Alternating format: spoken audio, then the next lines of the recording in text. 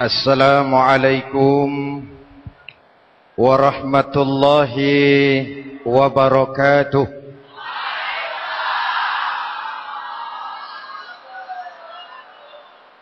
Alhamdulillahi rabbil alamin.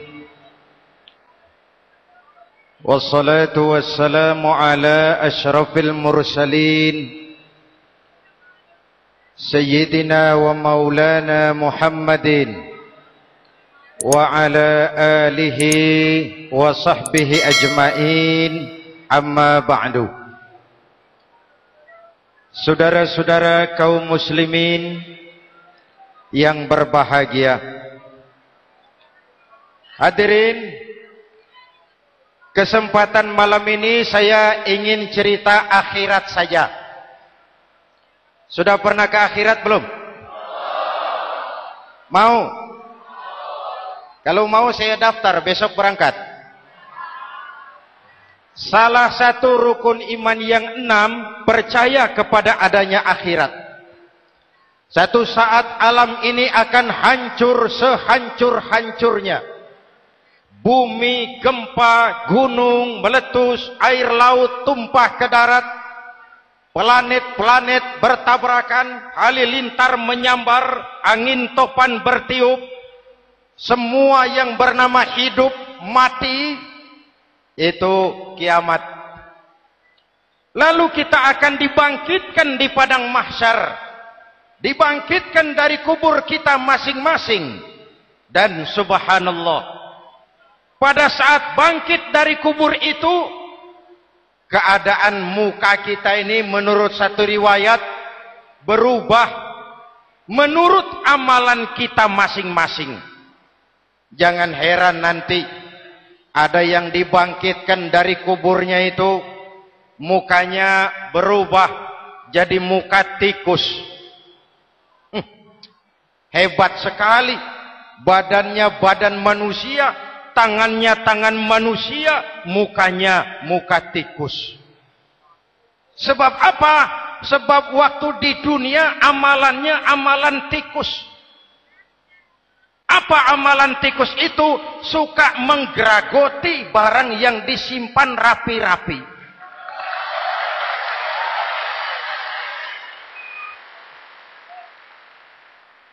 Itu nanti koruptor-koruptor yang menggeragoti uang rakyat, itu nanti bangkit mukanya muka tikus. Na'udzu. Saudara lihat, oh ini yang geragoti uang rakyat mukanya muka tikus.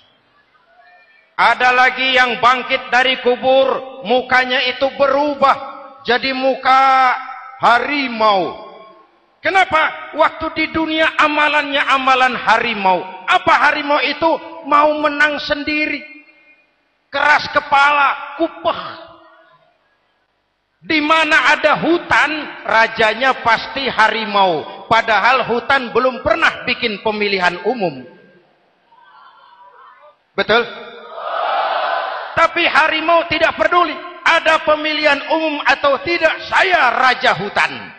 Setelah naik jadi raja di hutan, harimau bukan melindungi rakyatnya, malah makanin rakyatnya.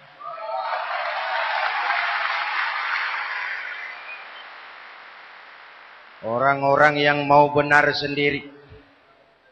Ada lagi yang bangkit dari kubur gagah, mukanya muka ketek.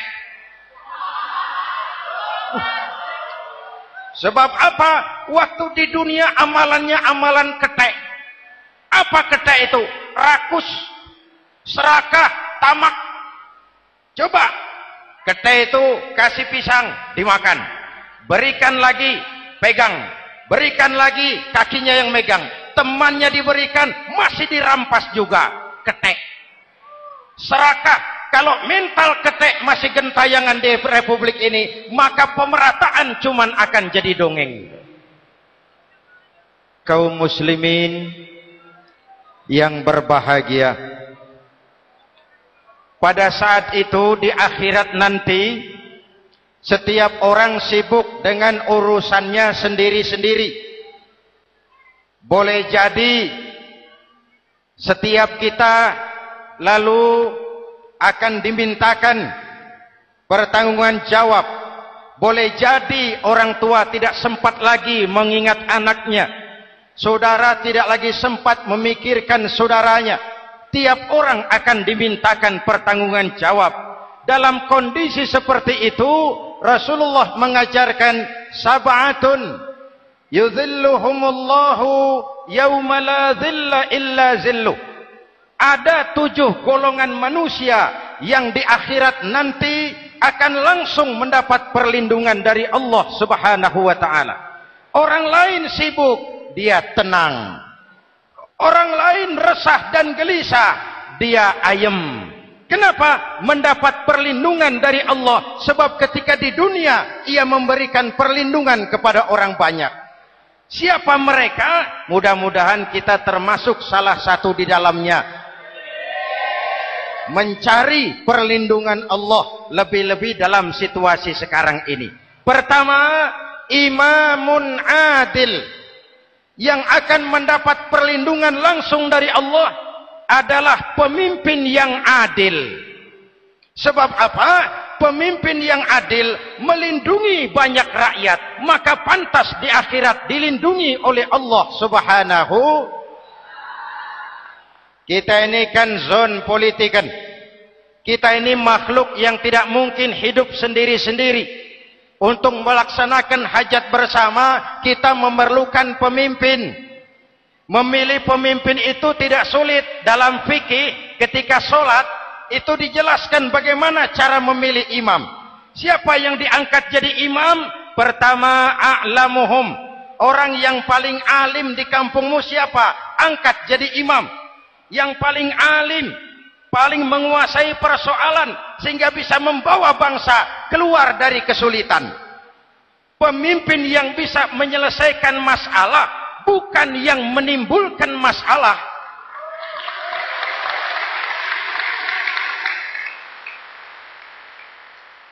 Apalagi kalau pemimpinnya jadi masalah, bagian dari masalah. Ini namanya pengurus jadi urusan.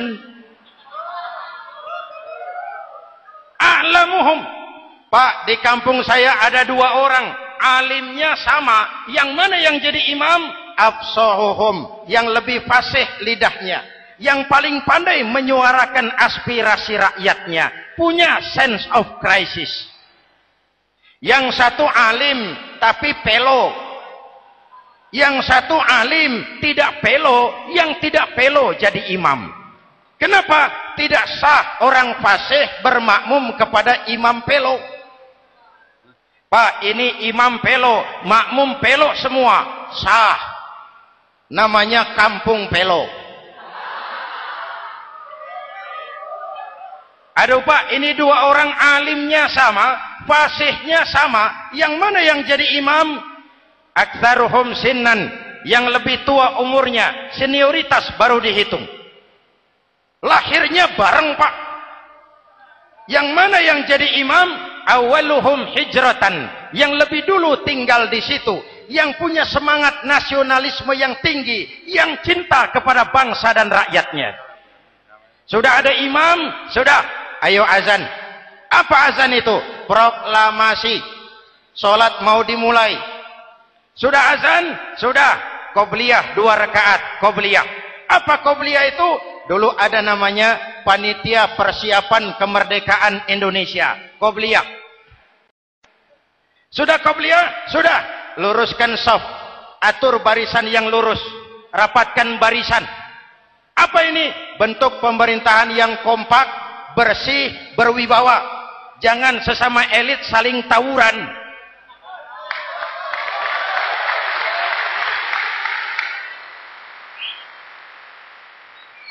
Luruskan shaf. Lalu shaf yang terdepan hendaknya diisi orang yang sedikit alim. Tidak perlu alim betul, sedikit alim. Maksudnya apa? Kalau imam keliru dia bisa tegur. Kalau imam salah dia bisa tegur. Kalau imam batal dia bisa gantikan. Ini wakil-wakil makmum. DPR, DPRD. wakil-wakil makmum. Sudah. Ayo imam, pimpin sholat. Sepakati dulu, kita mau sholat apa? Rakaatnya berapa? Surah yang mau dibaca apa? Pakai sujud tilawah apa tidak? Supaya makmum tidak kaget-kagetan.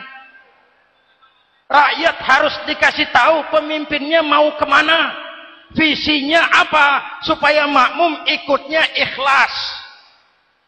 Jelas? Hadirin yang saya hormati, kita memerlukan pemimpin yang adil, yang menaungi rakyatnya, sehingga dengan demikian nanti mereka akan dinaungi langsung oleh Allah Subhanahu. Mudah-mudahan Allah memberikan kepada kita rakyat dan bangsa Indonesia ini pemimpin yang adil. Saya yakin perjalanan waktu akan mengantarkan kita di mana orang-orang akan terbuka topengnya, sehingga akan jelas mana pembela rakyat, mana penyengsara rakyat.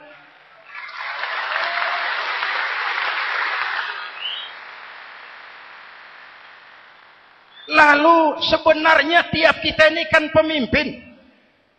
Pak Lurah pemimpin di kelurahannya, Pak Camat pemimpin di kecamatannya, kepala suami pemimpin di rumah tangganya, anak muda pemimpin bagi dirinya. Dan setiap kita akan dimintakan pertanggungan jawab tentang apa yang kita pimpin. Marilah setiap kita berusaha menjadi pemimpin yang adil. Satu. Yang kedua, syab nasya'a fi ibadatillah, anak muda yang tekun beribadah kepada Allah. Amin.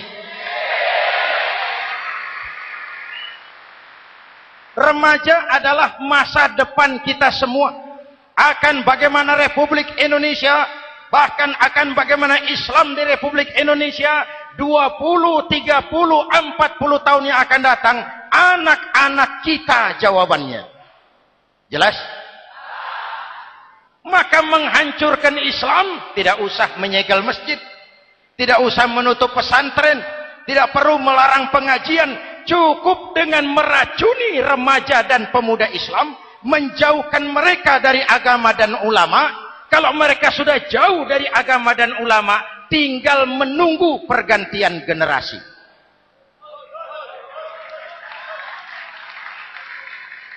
Maaf, kalau yang sudah 60 tahun ke atas, itu saya anggap angkatan selamat.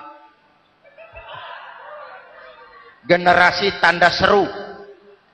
Insya Allah mantap akidahnya, tidak goyah imannya. Tapi yang 30 tahun ke bawah, adik-adik saya ini, the next generation. Kalian yang jadi pilot project. Remaja-remaja Islam, kalau mau jadi remaja dan pemuda modern, jangan dekat-dekat ke masjid kuno. Masjid khusus 70 tahun ke atas. Baca Quran kampungan. Ngaji urusan akhirat. Seiring dengan itu, modernisasi diartikan dengan westernisasi. Kau tidak bisa jadi pemuda modern kalau semua yang datang dari barat belum kau telan mentah-mentah. Kau harus bisa bergaul seperti orang barat, berpakaian seperti orang barat, berumah tangga seperti orang barat, makan minum seperti orang barat. Kalau nyanyi lagunya lagu barat yang orang lain nggak ngerti, kamu juga nggak tahu. Mengalirlah narkoba dalam segala bentuknya. Maka muncullah generasi-generasi santai, generasi-generasi salon yang mencoba mencari pelarian hanya dengan kesenangan sesaat, tapi menghancurkan masa depan yang pasti.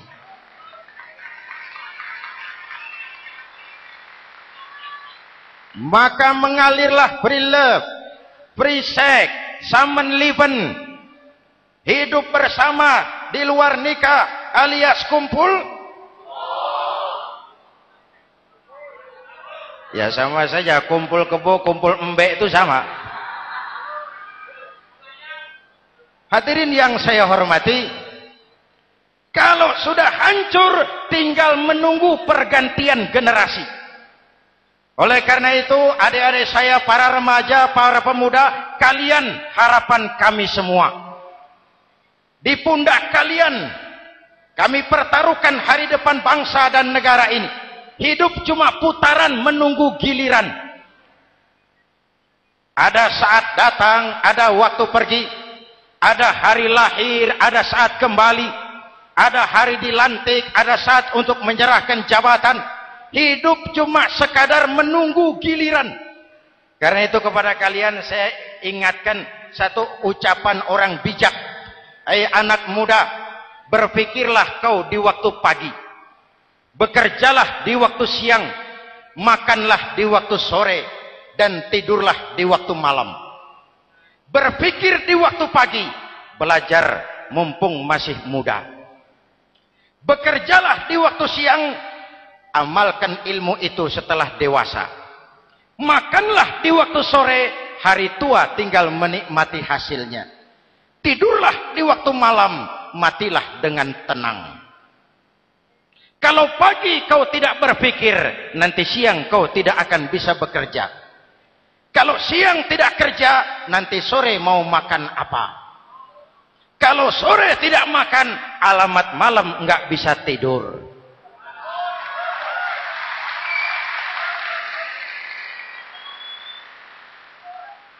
Kalau waktu remaja, waktu muda maunya santai-santai saja, dewasanya bingung. Kalau dewasanya bingung, hari tua terlunta-lunta. Kalau hari tua terlunta-lunta, matinya menteleng. Maka lebih baik makan singkong betulan daripada makan roti mimpi. Ayo, makan singkong betulan, makan roti mimpi, lebih bagus mana? Lebih bagus makan roti betulan. Kalau perlu, lebih baik sekolah sambil dagang koran, sekolah sambil parkir mobil, sekolah sambil semir sepatu, daripada petatang peteteng tanpa prospek hari depan yang ada artinya.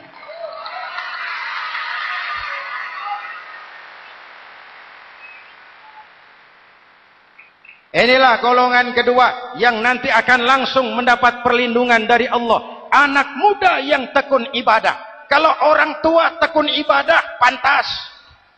Orang tua rajin ibadah, tidak istimewa. Masya Allah Pak, itu orang tahajudnya hebat, wirid yasinnya mantap, puasanya luar biasa, zikirnya mantap. Umurnya berapa? 70. Wajar. Lalarwi sanjo. Sudah larut senja. Kalau 70 masih jadi preman, kapan taubatnya? Tapi kalau ada anak muda, darahnya masih mengalir dengan panas, keinginannya masih sejuta khayal, dia bisa salurkan di jalan Allah, itu amat disukai Allah, dan itu akan mendapat perlindungan langsung dari Allah Subhanahu. Hadirin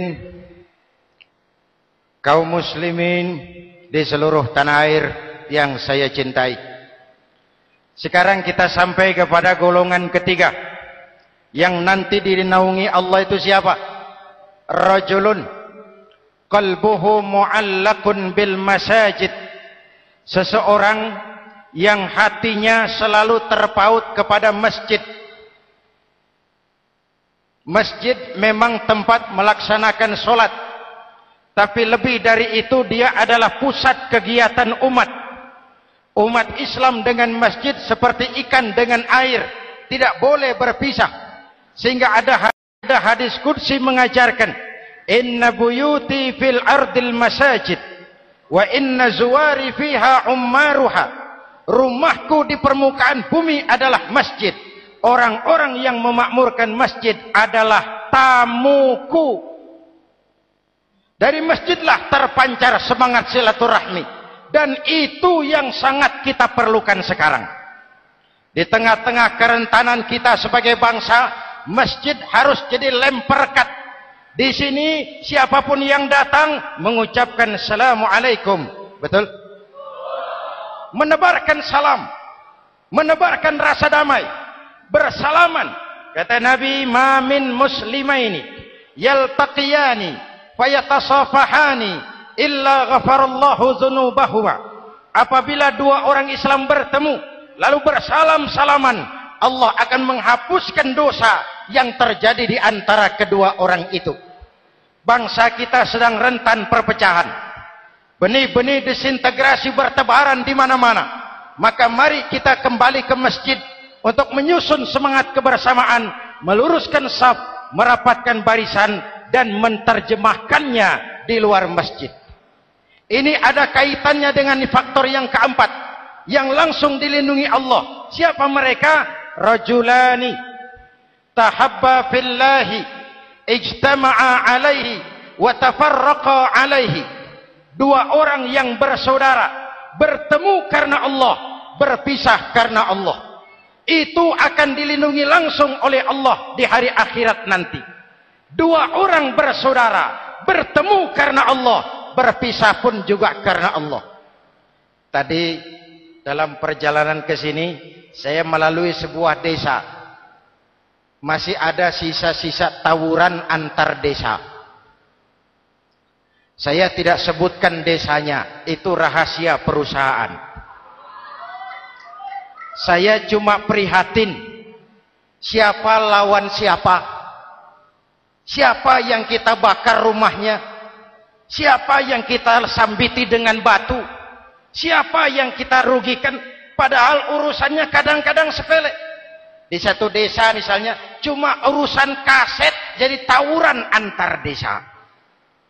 Ini kan hal yang sangat sepele.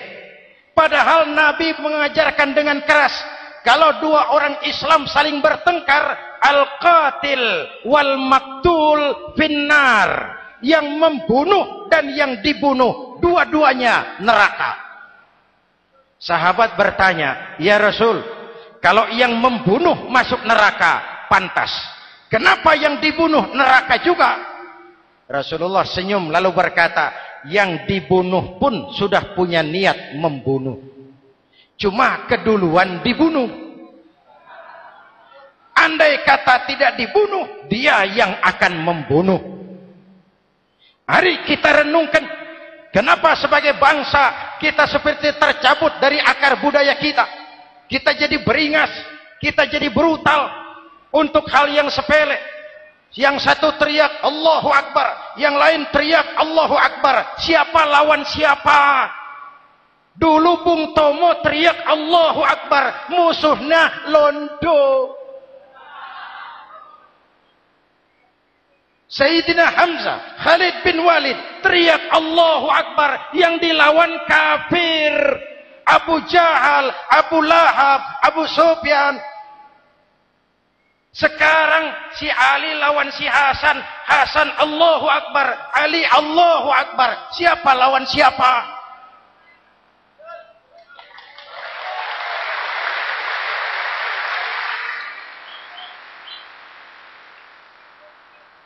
Kenapa kita jadi begitu mudah menggunakan nama Tuhan untuk melampiaskan ambisi pribadi? Kenapa Allahu Akbar yang begitu sakral kita lepas cuma untuk pelampiasan sebuah dendam? Dua orang yang bersaudara, bertemu karena Allah, berpisah karena Allah. Itu ukurannya. Kau di jalan Allah, kau saudaraku. Keluar dari jalan Allah, selesai persaudaraan sampai di sini.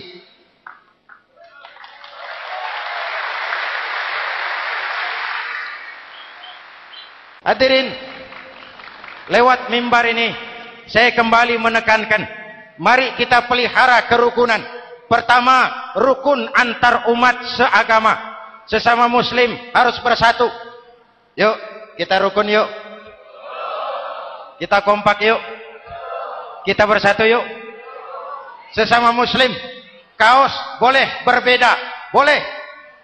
Jaket boleh tidak sama, silakan. Paham politik boleh berbeda, boleh. Kau lewat sana, saya lewat sini, nanti kita ketemu di sana. Betul? Mari lapang dada menerima perbedaan, tetapi mengarah kepada satu tujuan yang sama. Walaupun bineka, kita ini tunggal. Seperti dilatih di masjid ini. Dua orang yang bersaudara, bertemu karena Allah, berpisah karena Allah. Hati-hati, di masyarakat sekarang ini kan lebih banyak tukang kompor daripada tukang lem. Tahu tukang kompor? hangati sana, panasi sini, bakar sana, sulut sini, terbakar kita, dia lari tepuk tangan. Udah capek kita rakyat diobok-obok, udah capek kita rakyat dialamatkan, dijadikan address. Semua kalau pidato demi rakyat, untuk rakyat, buat rakyat, padahal nggak pernah kenal sama rakyat. Kita cuma jadi alamat. Mari kita kokohkan akar kebersamaan. Kita sama-sama anak Ibu Pertiwi. Di negeri ini kita dilahirkan. Air negeri ini yang kita minum. Udara negeri ini yang kita hirup. Kalian remaja, kalian pemuda, lebih bertanggung jawab karena kalian anak Ibu Pertiwi. Hadirin yang saya hormati, maka tetaplah jaga semangat kebersamaan. Ini yang keempat. Yang kelima, rajulun zakarallaha khalian fafadat ainahu. Seseorang yang mengingat Allah dalam kesunyian, lalu berlinang air matanya. Tengah malam, dikala orang sedang tidur, dia bangun munajat, gemersik tikar tersentuh tangan, laksana lambayan tangan malaikat maut datang hendak merenggut nyawa. Terbayang dosa yang pernah dia kerjakan, air mata berurai membasahi pipi tanpa terasa. Orang yang munajat semacam itu nanti langsung mendapat perlindungan dari Allah Subhanahu. Saya pernah baca hadis qudsi, merinding bulu kuduk saya mendengar hadis qudsi ini. Terbayang Indonesia saya, Indonesiaku, Indonesiamu, Indonesia kita semua. Apa kata Allah dalam hadis qudsi? Inni la ahammu bi'azabi ibadi. Kadang-kadang aku muak melihat tingkah laku manusia. Aku kepengen turunkan azab. Kalau azab turun di bumi, kita sudah merasakan banjir di mana-mana. Manado banjir, Sumatera Barat banjir, Jambi banjir, Bengkulu, tanah longsor di Purworejo, Cilacap banjir, Sukabumi gempa, Pandeglang gempa, ekonomi terpuruk, antar kampung tawuran, antar elit di atas tawuran.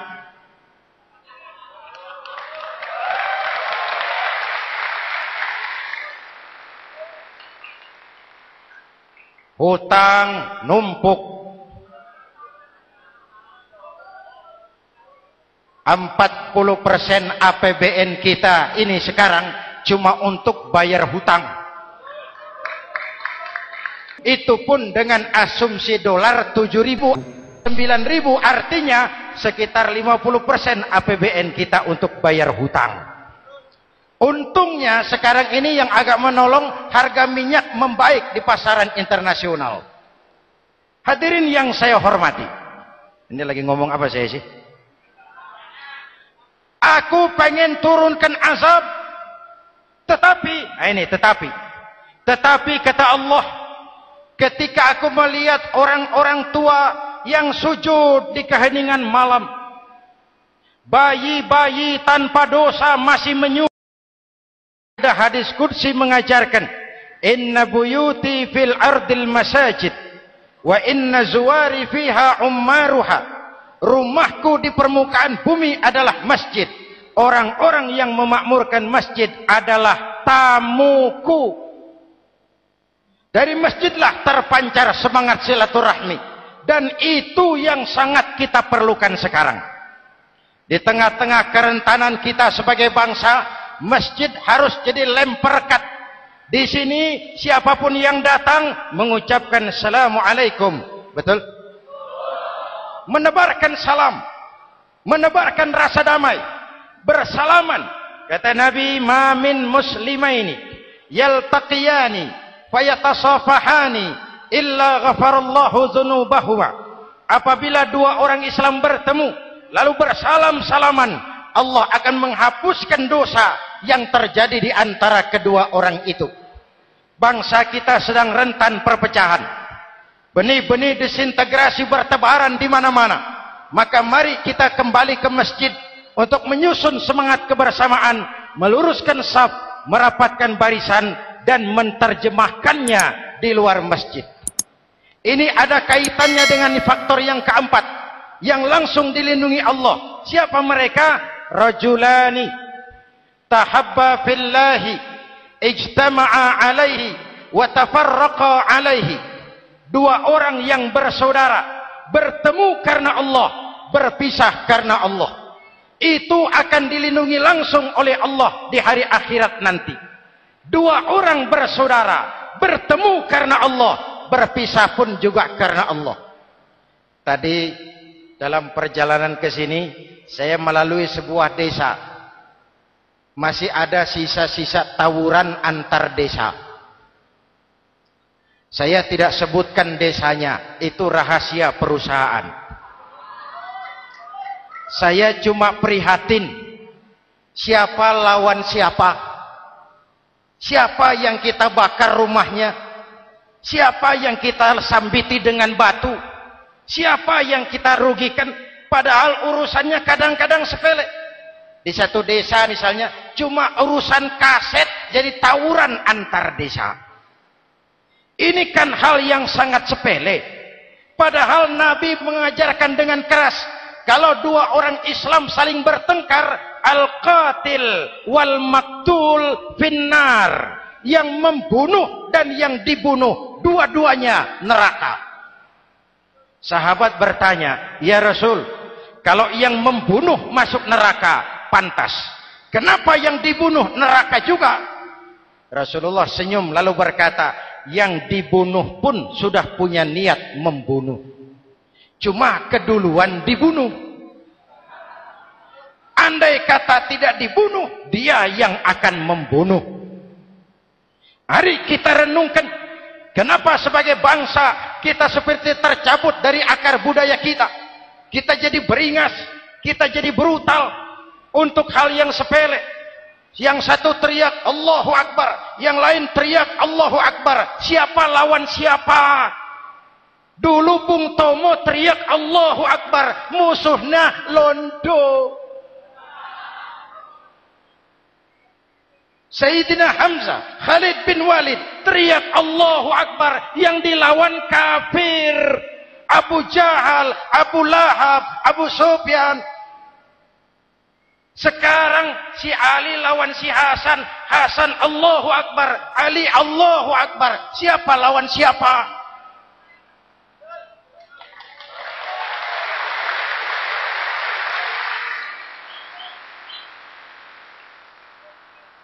Kenapa kita jadi begitu mudah menggunakan nama Tuhan untuk melampiaskan ambisi pribadi? Kenapa Allahu Akbar yang begitu sakral kita lepas cuma untuk pelampiasan sebuah dendam? Dua orang yang bersaudara, bertemu karena Allah, berpisah karena Allah. Itu ukurannya. Kau di jalan Allah, kau saudaraku. Keluar dari jalan Allah, selesai persaudaraan sampai di sini.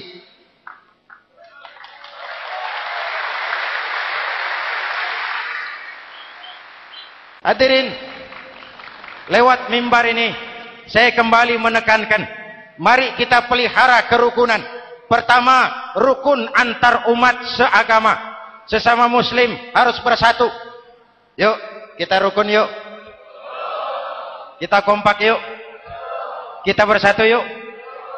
Sesama muslim, kaos boleh berbeda, boleh. Jaket boleh tidak sama, silakan. Paham politik boleh berbeda, boleh. Kau lewat sana, saya lewat sini, nanti kita ketemu di sana.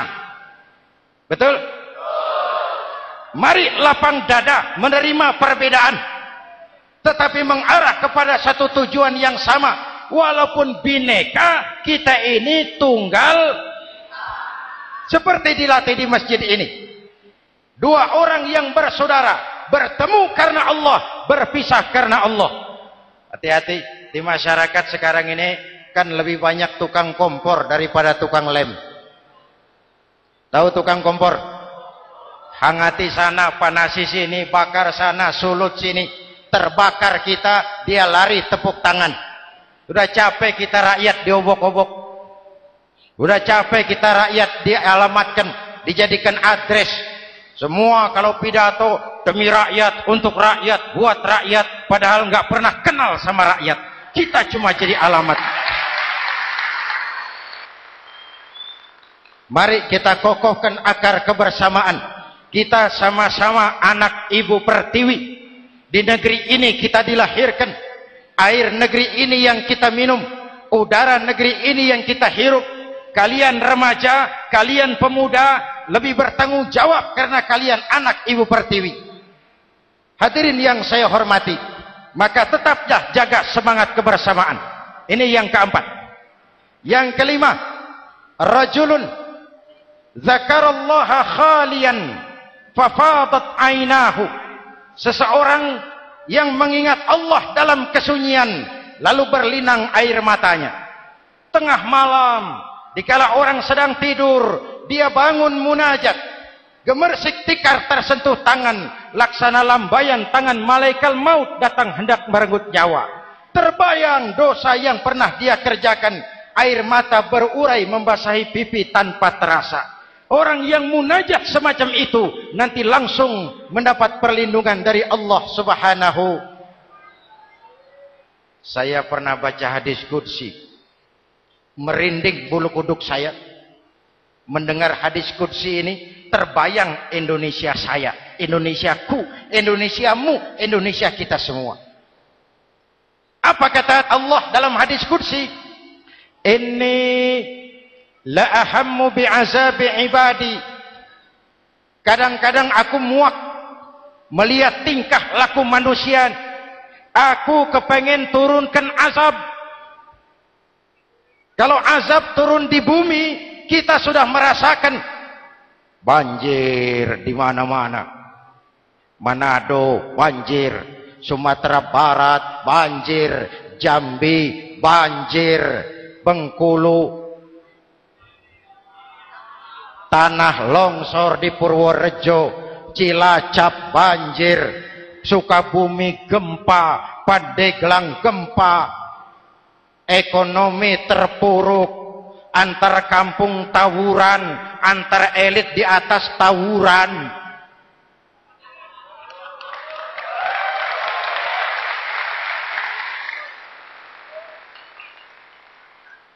Hutang numpuk. 40% APBN kita ini sekarang cuma untuk bayar hutang. Itu pun dengan asumsi dolar 7.000, 9.000, artinya sekitar 50% APBN kita untuk bayar hutang. Untungnya sekarang ini yang agak menolong, harga minyak membaik di pasaran internasional. Hadirin yang saya hormati, ini lagi ngomong apa saya sih? Aku pengen turunkan azab, tetapi kata Allah, ketika aku melihat orang-orang tua yang sujud di keheningan malam, bayi-bayi tanpa dosa masih menyusu, binatang ternak melata mencari makan, murkaku surut, azab aku tarik kembali. Ayo renungkan hadis ini. Allah mau marah nggak jadi, azab ditarik, kesulitan diangkat, pertolongan datang. Ada yang meredam murka Allah. Allah mau marah nggak jadi. Kenapa? Orang-orang tua yang tengah malam sujud sambil berlinang air mata, itu yang meredam murka Allah. Yang ikhlas menangis kepada Allah, bukan menangis berdasarkan pesanan. Ini kan sekarang apa yang nggak bisa dipesan? Istighosah pesanan, demo pesanan, 10.000 berangkat. Ngerti apa enggak urusan soal lain.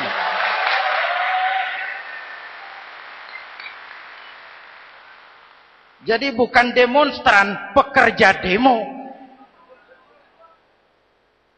Orang tua yang ikhlas nangis kepada Allah di keheningan malam, kita hutang jasa kepada orang-orang tua yang ikhlas seperti itu. Itu yang menjaga keselamatan bangsa. Allah mau murka nggak jadi. sepanjang masih banyak orang-orang tua yang sujud di tengah malam. Amin. Yang kedua, bayi tanpa dosa masih menyusu. Tanpa dosa. Binatang melata mencari makan. Sekarang bagaimana kesulitan, gak mau panjang. Mengamalkan hadisnya terbalik. Yang disuruh itu orang tua tengah malam sujud. Bayi tanpa dosa nyusu. Sekarang ini orang tua tengah malam nyusu. Bayi tanpa dosa dibuang ke tempat sampah. Akibat pergaulan bebas, bayi tanpa dosa dibuang ke tempat sampah. Orang tua tengah malam